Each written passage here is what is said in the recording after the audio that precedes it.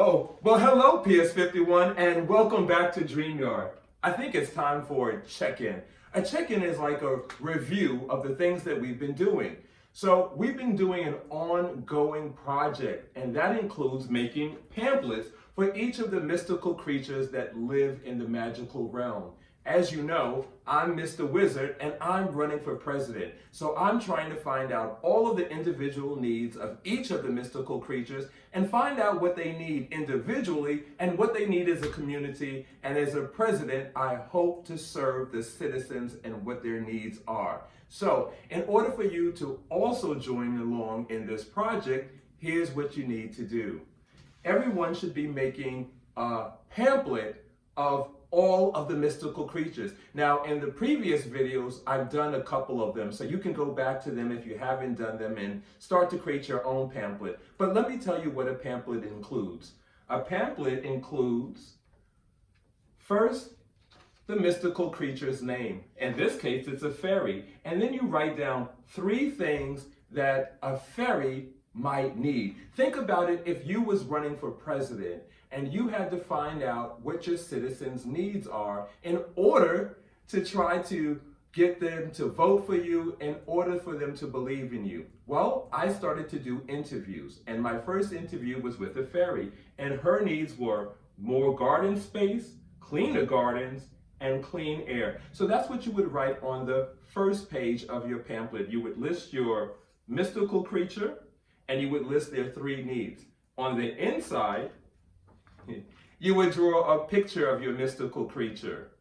Now, something that we haven't gotten to on this side of the paper, I would love for you to draw where they live, the setting. Where does a fairy live? Well, a fairy lives between the sky and the earth. A lot of time is spent in gardens and a lot of time is spent on flying around. So maybe you can draw an environment that includes both the sky and the land, because this mystical creature enjoys both of them.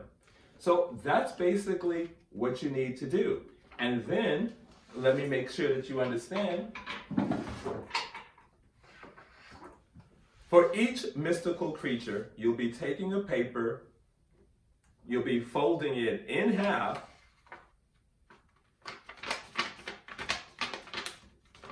and then think of it like a book. In this case, it's a pamphlet. On the cover, you list the name of your mystical creature. Then you list 3 things about your mystical creature, like what are their needs. Inside, remember, what do you fill this up with? And what do you fill this one up with? This part is filled up with a portrait of the mystical creature, and this side can be filled up with the setting. What we're looking for is to have all of the mystical creatures in the magical realm, a whole pamphlet of all of them. So let me show you what I've created so far, because I've begun my journey and hopefully you've begun yours. I've done a fairy, mer creatures. In case you're not sure what a mer creature is, it could be a mermaid or a merman, or in this case, a mercat. Oh, and we did dragons.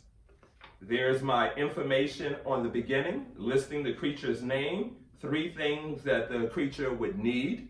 When I interviewed them, they said a fireproofing. They wanted everything to be fireproofed, and more space and cleaner air. I didn't get to do my setting yet, so that's something that I'll have to continue. But I did get to draw a portrait of the dragon. Once you've done as many as you can start putting them out. And the great thing about the way that you can fold this paper is you can either fold it like this, so that you can see just the written information, or you can fold it like this, so you can see just the mystical creature that you created.